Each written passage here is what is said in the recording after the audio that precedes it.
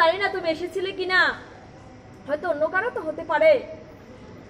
আর যার এই নূপুর সে যদি এসে আমার কাছে চায় তাহলে আমি তাকে কি বলবো? দেখি তাহলে তোমার আর একটি চরণ, যদি এই নূপুরের সঙ্গে ওই নূপুরের মিল থাকে তবেই তুমি নূপুর পাবে। তখন রাধারানী কি করেছে, নিজের ডান পা এগিয়ে দিয়ে সেই চরণখানা ধরার সুযোগ দিয়েছে। তখন দেখছে সেই একই নূপুর। তখন সুরদাস রাধারানীকে জড়িয়ে ধরেছে। রাধারানী একটু সময়ের জন্য তাকে দৃষ্টিশক্তি প্রদান করেছে। সেই রাধারানী করুণাময়ী, রাধারানী সুন্দর চেহারা দেখে সুরদাস মোহিত হয়ে গিয়েছে। হ্যাঁ রাধে, এই নয়নেতে তোমাকে দেখার জন্য এতদিন আকৃষ্ট ছিল হে করুণাময়ী, আজ তুমি কৃপা করে কোন গুণে আমাকে দেখা দিলে হে করুণাময়ী।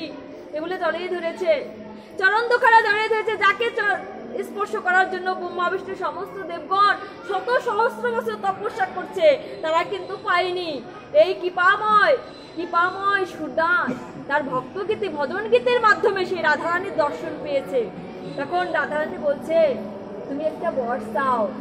সুরদাস, আমি তোমার প্রতি এত প্রসন্ন, আমি তো করুণাময়ী, আমি তোমাকে করুণা করতে চাই, তুমি একটি বর চাও। তখন বলছে, আমি যদি এই বর চাই তুমি আমাকে আবার অন্ধ করে দাও রাধারানী, হে করুণাময়ী তুমি আমাকে অন্ধ করে দাও। বলছে, কেন এই বর চাইছো? যে নয়নে একবার তোমাকে দেখেছি এই নয়নে আর জগতের কোনো কিছু দেখতে চাই না।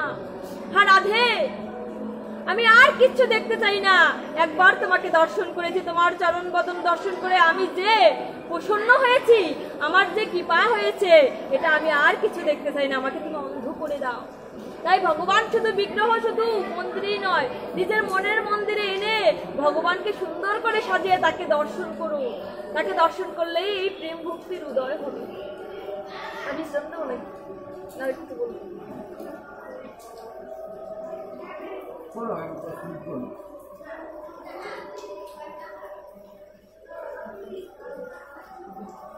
তো আমাদের শিবপুরাণ থেকে শিবপুরাণ পাঠের একটা মাহাত্ম্য রয়েছে, সেই সম্পর্কে ছোট হয়েছিল। তো ভাস্কর নামক গ্রামে বিন্দু নামে এক ব্রাহ্মণ ছিল, তার স্ত্রীর নাম ছিল চঞ্চুলা। তো চঞ্চুলা একটি সতী নারী ছিল, প্রথম অবস্থায় সতী ছিল। আর ওই ব্রাহ্মণ ছিল দুরাচারী, পাপিষ্ঠ, চরিত্রহীন। তো ব্রাহ্মণ হওয়া সত্ত্বেও ব্রাহ্মণের কোনো কার্যাদি সে কখনো করেনি। তো না করলে সে পর স্ত্রী গমন করত। তার এত সুন্দর চেহারার অধিকারী স্ত্রীর দিকে সে কখনো তাকায়নি। আর স্ত্রীর পুত্র অপেক্ষায় থাকতো তার স্বামী কখন আসবে। প্রত্যেক স্ত্রীর তো চাওয়া পাওয়া রয়েছে, সে চিন্তা করতো আমার স্বামী কখন আসবে। এরকম করে বছরের পর বছর কেটে যায়, তার স্বামী আর গৃহে প্রবেশ করে না, সে পর স্ত্রী কামনায় মত্ত থাকে। এদিকে স্বামীর পথকেও স্ত্রী বেছে নেয়, স্ত্রীও ঘরে পরপুরুষ আনা শুরু করে দেয়। যখন এই পরপুরুষ আনা শুরু করে দেয়, কিছুদিনের ভিতরে স্বামী এসে স্ত্রীকে অমত অবস্থায় দেখেছে। দেখার পরে বলছে, হ্যাঁ চঞ্চুলা, তুমি কেন এত পাপ কার্যে লিপ্ত হয়েছ? তখন ওই পুরুষ ঘর ছেড়ে তাড়াতাড়ি চলে যায়। ওই চঞ্চুলা উঠে বসে, বলছে, প্রভু, বছরের পর বছর অপেক্ষা করেছি, আর এই নষ্ট হওয়ার মূল কারণ হচ্ছেন আপনি। আজ আপনি যদি আমার সঙ্গ দিতেন তাহলে আমি কখনো পাপ কার্যে লিপ্ত হতাম না। তখন ওই হীনমতি নষ্ট বুদ্ধি তো ভালো ক্রিয়া হয়নি। তখন ওই বিন্দু বলছে, চঞ্চুলা, তুমি তো এত সুন্দর, তোমার ঘরে কতই পুরুষ আসে, তুমি অনেক ধনী ঘরের পুরুষ যখন আসবে তাদের থেকে তুমি অর্থ নিবে, আর সেই অর্থ দিয়ে আমরা দিন যাপন করব। দেখেন কত নষ্টমতি, ওই অর্থ দিয়ে আমরা দিন অতিবাহিত করব। এরকম করে বছরের পর বছর কেটে যেতে লাগলো। একসময় বৃদ্ধ হয়েছে, বৃদ্ধ হয়ে ওই বিন্দু মারা গিয়েছে। বিন্দু মারা গিয়ে নরক যন্ত্রণা ভোগ করেছে। শত সহস্র বছর নরক যন্ত্রণা ভোগ করে সে বিন্ধ্যাচল পর্বতে যমদূত তাকে তুলে দিয়েছে। সেখানে সে পিশাচ হয়ে জন্মগ্রহণ করেছে। পিশাচ হয়ে এখন দুঃখ কষ্ট ভোগ করছে। এত রোদ্রের তাপ, ক্ষুধায় কাতর, আহারের জন্য হাহা করছে। আর এদিকে বিন্দু চঞ্চলারও চেহারা খারাপ হয়ে গেছে। চেহারা খারাপ হলে তো আর কেউ আসবে না, কোনো পুরুষের সঙ্গ করতে পারে না। তখন সে এক সময় ভাবতেছে যে আমার তো কোনো চাহিদাই নেই, আর এই জীবনটুকু আমি তীর্থে কাটিয়ে দিই। সে তখন কাশিতে গিয়েছে। কাশিতে গিয়ে শুনছে একজন ব্রাহ্মণ শিবপুরাণ পাঠ করছে। তো ওই শিবপুরাণের ভিতরে উল্লেখ ছিল যে স্ত্রী পরপুরুষের সঙ্গ নেয় আর যে পুরুষ পর স্ত্রীর সঙ্গ নেয় তারা শত সহস্র বছর নরক যন্ত্রণা ভোগ করার পরে পিশাচত্ব লাভ করে। তখন ওই চঞ্চলা ভাবছে, হ্যাঁ আমি তো কত অন্যায় করেছি, কত অবিচার করেছি, নিশ্চয়ই আমার এই শাস্তি হবে। তখন তিনি অপেক্ষায় রইলেন কখন ওই পাঠক ওই পাঠ ছেড়ে উঠবেন, তখন ওই পাঠকের থেকে পরামর্শ নেবেন।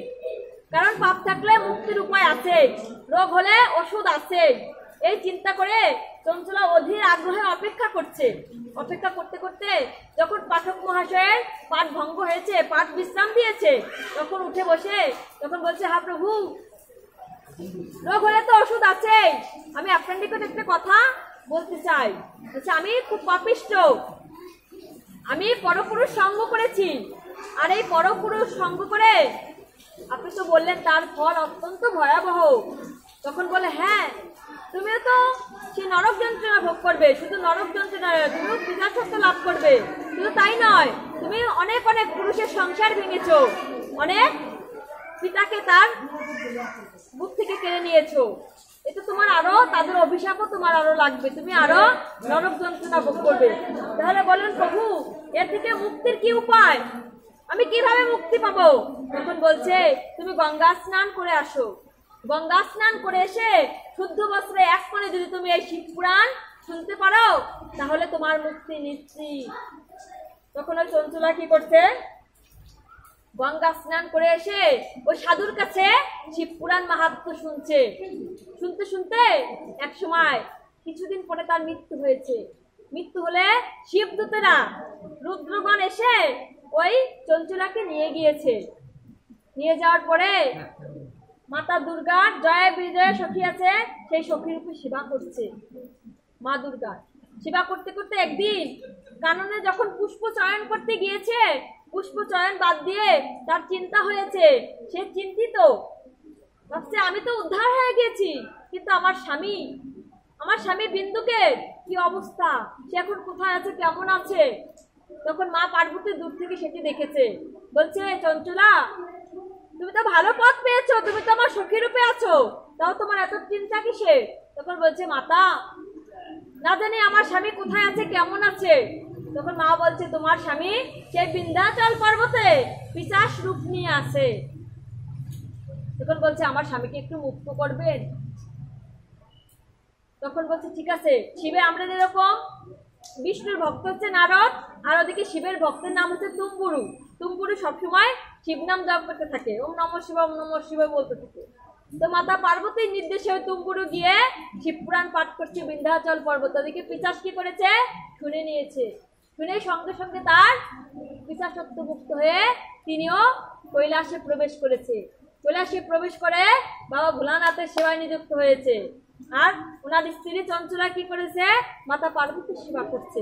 তাই শিবপুরাণ মাহাত্ম্য শ্রবণ করলে এই দুজনার সখী এবং সখা রূপে অবস্থান করা যাবে। আবারও সকলের শ্রী চরণ কমল পদ্মে শত সহস্র কোটি প্রণতি জানিয়ে আমি আমার পাঠ এখানে বিশ্রামী দিচ্ছি। আর এখানে কোনো ভুল ত্রুটি হলে সবাই ক্ষমা সুন্দর দৃষ্টিতে দেখবে। জয় জয় শ্রীমদ